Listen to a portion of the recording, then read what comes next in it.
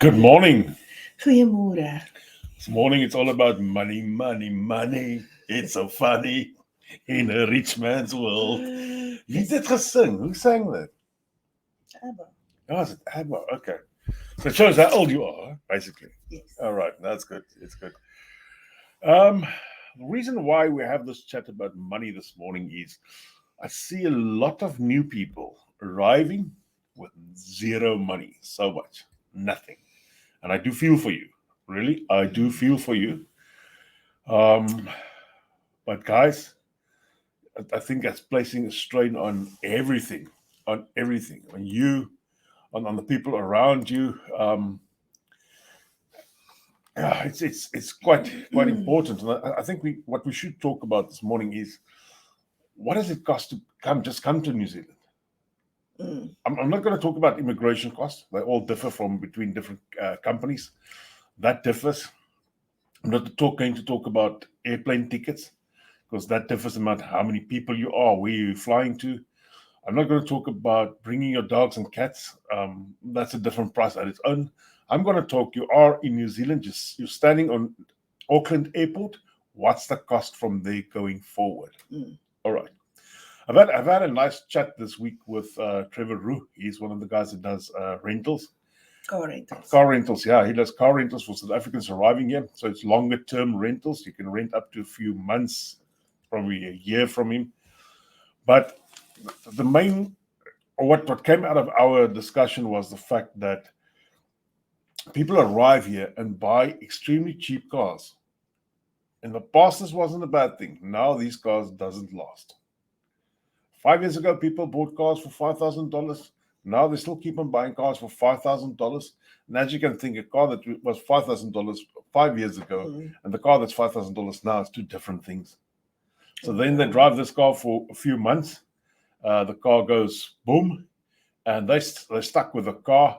They're stuck with repayments on these vehicles because most of them repay these vehicles. That's a sad story. Now suddenly they've got to rent a car from guys like Trevor, but they have to got to pay the car that they can't use, and they can't fix this, I and think so there's forth. quite a few things that has changed since the time that we Oh came yes. Up to now. So if you're looking at our videos from 5 years ago, it's probably don't follow that. That's still a rough guideline, but keep in But fact not stuff has regarding changed cars and and houses prices and- has changed and houses has changed and so forth. So Yeah, it's maybe a little bit different I now. just want to say good morning to Chazelle Aylward and Vanita Herbans. Good morning, guys. Thanks for joining. Oh, girls, sorry. Oh, wow. Sorry. Good morning, girls. Sorry for calling you guys down there. All right. We've got about 30 odd people on the one channel just looking at us, but let's get to the point now. All right. If you got a few dollars, I would suggest buy something a bit more expensive. I'm not a car dealer. Please don't get me wrong. And neither am I here supporting any car dealer or anybody that does vehicle finance or anything like that. So what do you think a good price for a cheap car is now? 15,000? I would say you can't really get away with under 15,000. Otherwise, you're going to buy something that's going to have either a heck of a lot of kilometers on. I know everybody says, if it passes the WAF, it's a great car. Bull. It's not like that. The WAF is to check the tires, the windscreens, and those type of things. It doesn't check the engine. If anything goes wrong with your vehicle's engine, you've got a big problem. There's a video we did with Estina Simon. He's a car salesman, and he warns about buying specific type of cars. And these type of cars are probably cars that he knows is giving problems. So you would say that in your budget, have at least between 12 and 15,000 for a fairly recent car. Yeah, and if you need to finance it, guys, I do understand. You can. I'm gonna say verstaan. If you guys arrive here, I do understand that you've taken your money and divided that by 12 because that's how weak the South African rand is at current. If you've got, let's say, $1,500 as a type of a deposit, you can easily buy a $15,000 car. That is possible. So it'll just put you off in a better start. And if you can't buy if you feel like you want to buy cash and so forth, but you don't have $15,000, I would rather suggest rent a car for a period of time and save some money. That's just how I feel about this. The thing with paying off stuff is at the end of the week or the end of the month, everything adds up, and then you really and it quickly adds up. It quickly adds up. So I would say before you come, while you're busy doing your budget, working out your budget, have that in your budget so that you know that is something that you have to. Just Karen saying "verstaan." It's a new word of the day. Karen, yes. I'm glad you verstaan. Thank you. The other thing about vehicles is it's an ongoing cost. So yes, I do drive a V8. It's heavy on juice. That is my choice. But if you come here, you do not want to buy something that's that heavy on juice. You probably want to get something that's as light as possible on juice and on your pocket at the end of the day. Okay, so that's with the cars. Let's stop at the cars. Let's go. Next thing is what you need on the island. You need it is airtime. It may sound like a stupid thing. The cheapest, I would say, half decent contract is about $15 per person. Now, if you're 4 persons, you quickly add up. That's $60 per month. That can quickly add up. So I can't say you can get a better deal here or a better deal there. I just think you can't get away for under $15, except you want to go. They've got these stupid pay-as-you-go type of things, but it's actually expensive. So then getting a house. All right, let's talk the average price. Looks like it's about $720 per week rental. Yes, it may be more if you're in Auckland, but maybe you'll be able to get something for that. But overall, I think that's $720.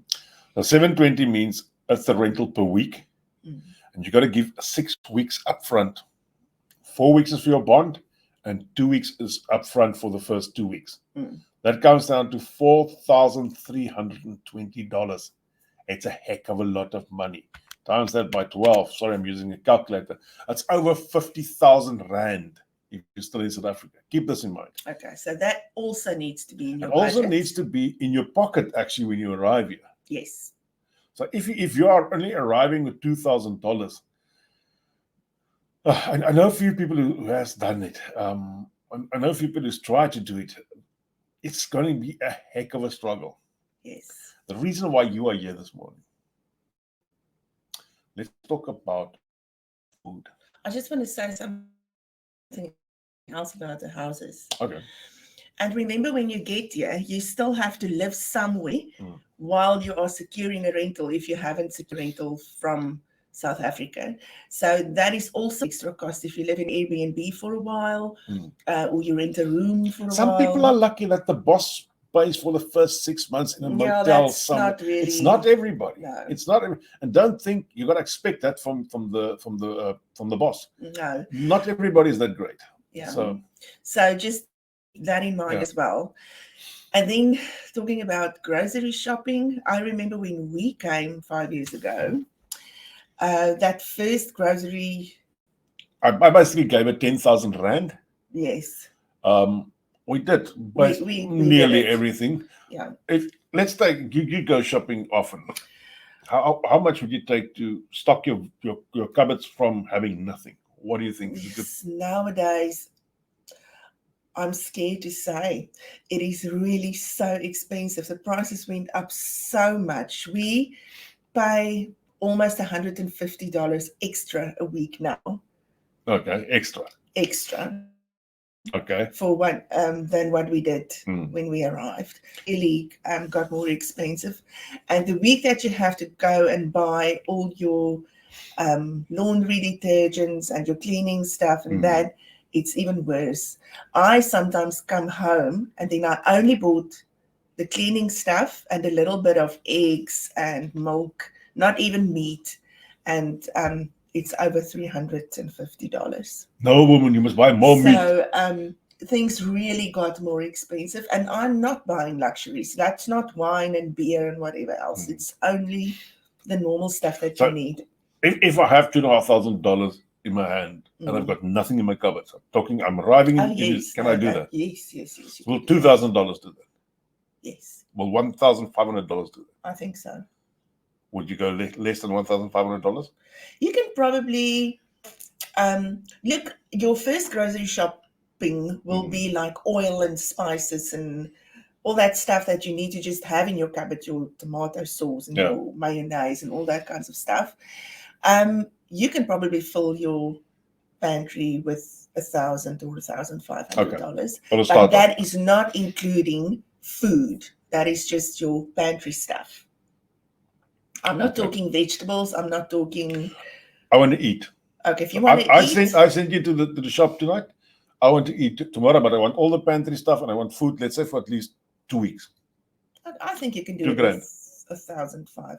Okay, $1,500. Keep that in the back of your mind. Let's not go back to what Giselle Elwood is saying on the other channels. It's just our groceries for a family of 3 is between $1,500 and $1,800 per month. Yep. Okay. So you're not too far off. No. Okay. I've got to start checking that grocery slips a bit. So after groceries, what else? Petrol. I checked in petrol last night. It wasn't too bad, but the normal price of petrol now these days, and I'm talking 91, I'm not talking any 98 or special fuels or stuff like that. I'm talking 91 is about $2.45. That's not in Auckland. Auckland's more expensive, about $2.45 per liter. So every time I fill up, it's a lot of money. That's what you got to pay. And there's no cheaper places than that. In New Zealand, it's not regulated, so anybody can ask whatever they want. But we chuck in at the cheapest place, and some of these places go up to $2.60 and even more. So just keep that in mind, guys. Okay, then what else do you Let's just read that of Gareth Brown saying, family of 5 is $2,000, including the cleaning stuff. Okay, so between $1,500 and $2,000 roughly per month. Yeah, and you need to have that in your pocket when you are arrive at Auckland Airport. Yeah. Okay, then what else do you need? Power and electricity. And some places want a small deposit. Some places are willing to hook you up to whatever else, and you can pay within a month's time. So that will give you the chance at least to earn some money before you need to pay that. Yeah. Okay. But like telephones is prepaid. Your rental is prepaid. Your car is going to be either a deposit prepaid or the whole amount prepaid. So although you are going to pay for power, at the end of the day, you can pay it afterwards. So I was just saying there's an app that you can download for the best fuel prices. Yeah, you it's also called use that, Gas Spy, guys. You just click on that and it takes where you are and it shows you the cheapest fuel in the area where you are. Yeah. So, what else do you need to budget for when you arrive in New Zealand?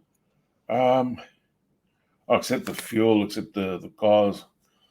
What else is there? It's always normally a lot of stuff you need to that needs to be done. I think it's all the small stuff. You have to convert your license. I don't think that's very expensive. I think it's $50 or so, but it's still $50 that you need to pay somewhere. And then another thing. Although you can do that a month down the line. A huge thing. If you don't, you won't have furniture when you arrive. Even if you have a container coming for that first while, unless you are like us and your things just work out perfectly. You probably won't have any furniture. So you'll have to have a few dollars in your pocket just to buy the necessary stuff like plates and cups and whatever. There are people, if you ask for it on Facebook, that will pay it forward. So then you will be able to have that. But you have to, don't rely on people to help you out. They will. But don't rely on people to do that.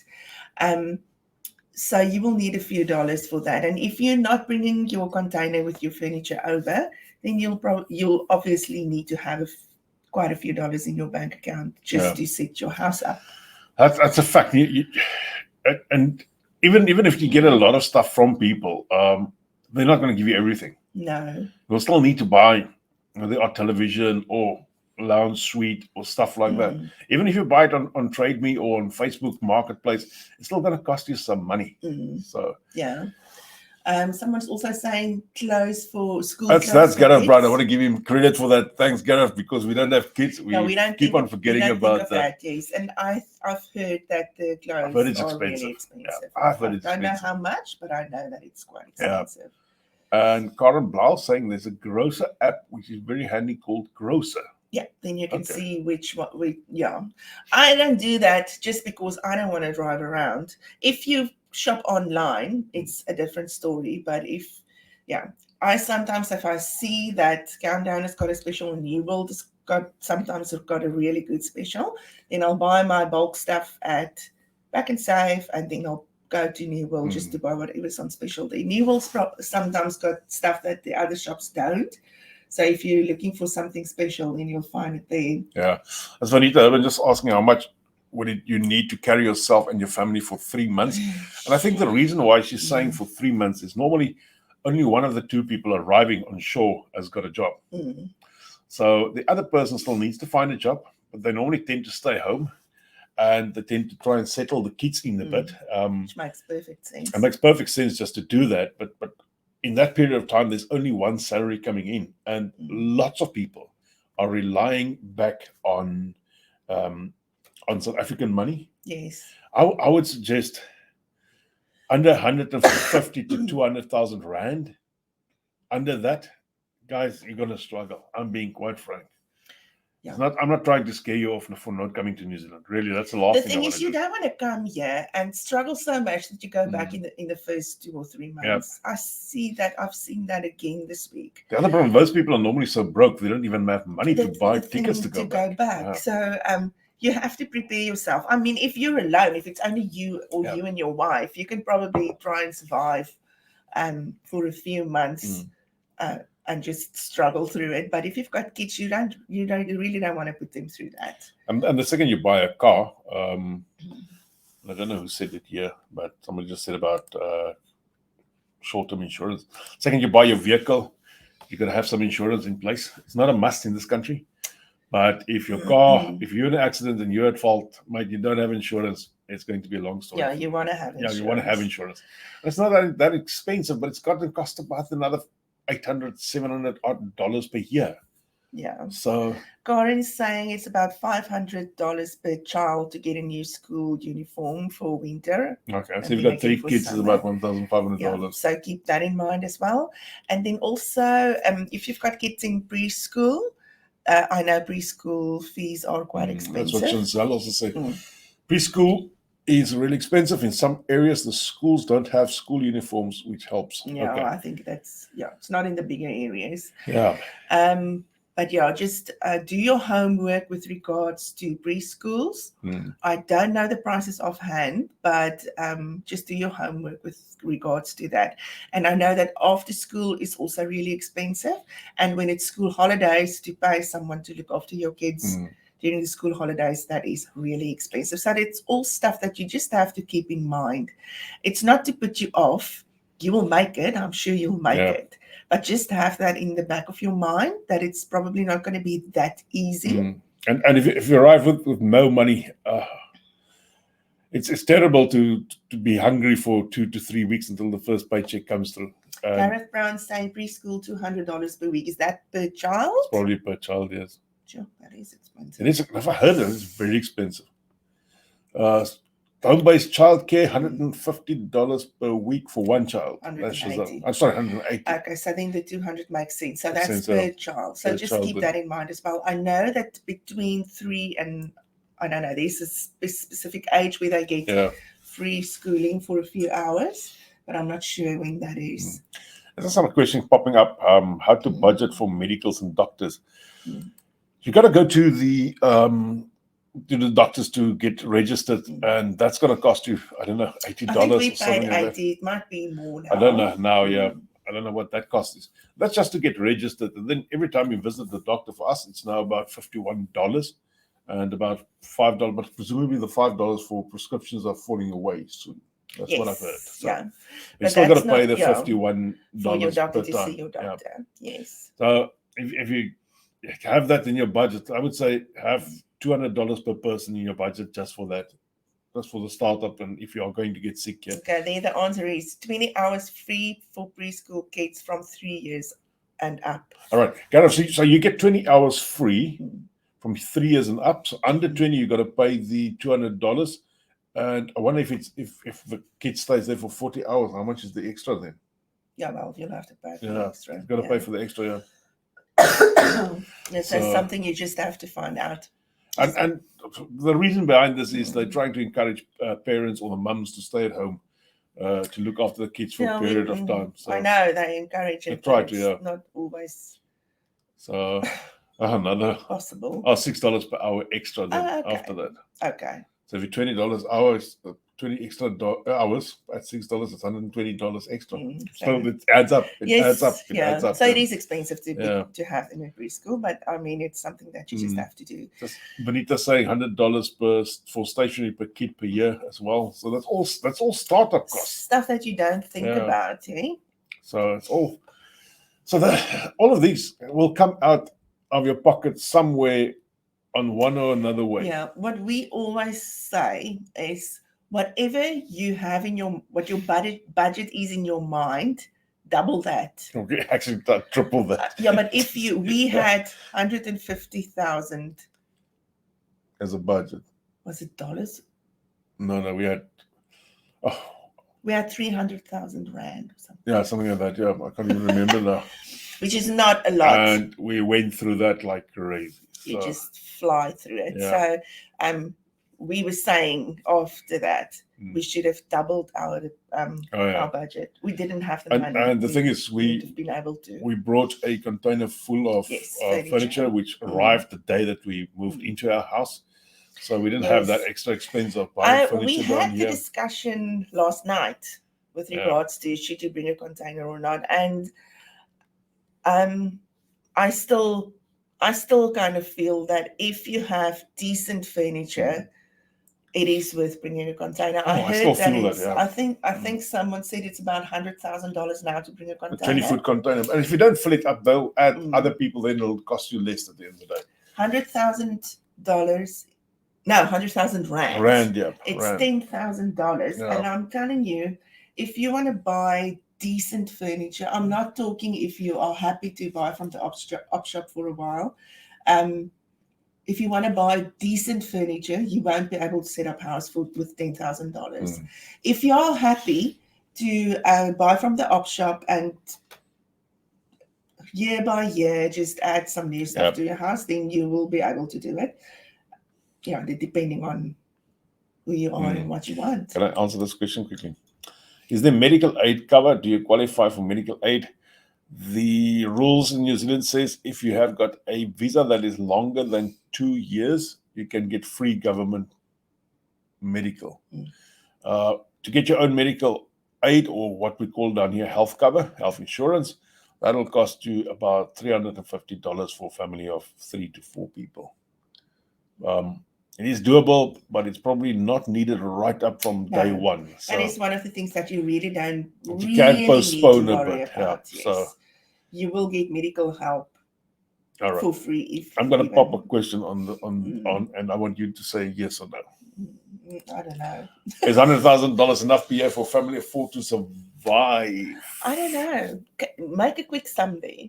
Now the thing is, if you take $100,000, you end up with about $75,000 in your pocket. If you after tax. Okay. All right. If you're in Auckland, no. If you're out of Auckland, barely. You are going to scrape by, but it's going to be tough. I actually had to say that to somebody there. The other day sent me an email and say, $100,000 in Auckland, you're not going to make it. We've just worked out that it's $51,000 a year to rent a house. No. Let's talk a normal house in Auckland. It's about 800 times 52. It's 41,600 just for rent. A year.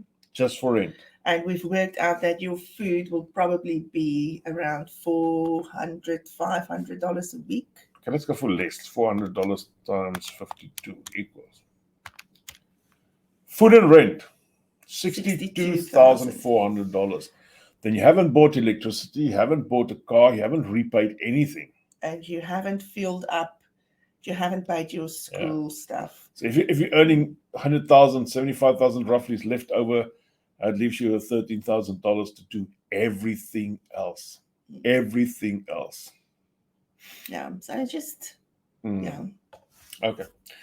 Let's keep that in mind, guys. And I'm not trying to BS you today. So back to 130,000 Rand for a 40-foot, for a shared 40-foot. Okay, so I don't know how big, what area. This is half a container. So yeah. Let me tell you, we're talking about that $100,000 per year now for a family of 4. If one person is earning $100,000 a year, then the other person probably don't have to have a full-time job like 40 hours a week. If the other person just works 20 hours or 25 hours a week just for your entertainment and maybe your school fees and all that kind of stuff, then you'll be able to make it work. Then you'll be able to make it work. It's just going to be difficult if that is the only income that you have. But it's not to say that your partner will have to have a full-time job as well and you won't have time with the kids or whatever. I'm sure you'll be able to scrape by with if your partner works a few hours a week just to pay that little bit of extra. And if you're out of Auckland, it becomes a tiny bit cheaper, but keep in mind it's not that much cheaper. It's not radically cheaper. Yeah, rental is less and petrol is less. But if you got to sit in the traffic anywhere for an hour a day to work and an hour back, which a lot of people are doing, a lot of people is doing this. That's 2 hours a day out of your day just to commute, and you still got to pay fuel for that period of time. It's going to become rather strenuous on the pocket at the end of the day. So, yeah. Sure, Shizal is saying they live in a small town. I think they Kawarai. Kawarai, and they pay $380 a week. You are very lucky. But she still says the going rate down there is for $450 plus. So it all depends on where you live. In the very small towns, you'll probably get away with a little bit cheaper. But the normal going rate, Hamilton, Rotorua, I would say Tauranga, $700 if you're lucky, if you are lucky. So, sure. Yeah. Yes. All right. An hour has come and gone. Let's see if there's any other. I'm not going to answer any of these immigration funds. Or questions. Somebody asking if I've got a preservation fund in South Africa. How do I move this to New Zealand to keep it running until age 55 years? You can't move any preservation or retirement annuity funds to New Zealand. You can have a preservation fund in South Africa, can be paid out cash after tax. You'll probably end up paying about 30% of tax there. If you leave that until age 55 and then take it out, you can never move it to New Zealand. Keep that in mind. Retirement annuities and preservation funds, if you leave that in South Africa until age 55, and then you take the 1/3 allowable by government out, you can never move the rest of the money over to New Zealand. These type of stuff like retirement annuities and so forth has to be moved by tax migration, or what we call in the past the financial immigration side, and you have to be out of New Zealand or out of South Africa for 3 years before you can do that. So that's just in short. I want to say thank you to everybody who has tuned in this morning. Actually, we had a lot of viewers this morning, so thanks to everybody who took time off to listen to us this morning. And just keep in mind, I know circumstances in South Africa is not the best or ideal at any time, but you need money to move over, and there is ways and means to do it. But guys, don't cut yourself short. Otherwise, you're going to come here and be very, very unhappy. Okay. Yeah, you don't want to put yourself through this in a situation where you really don't have any money, and then it won't be a nice experience for you, and you'll probably end up going back and not have a good feel. And then you and the wife fight, and the wife hits you like mine hits me. We want you to be successful. All right. Just somebody asking if I only see the live chat now. They've got some general questions. This chat will appear on our YouTube channel as well in about a few hours later today. So thanks again, and we hope to see you all next week, same time, same place. Yes. All right. Enjoy your day. See ya. Bye.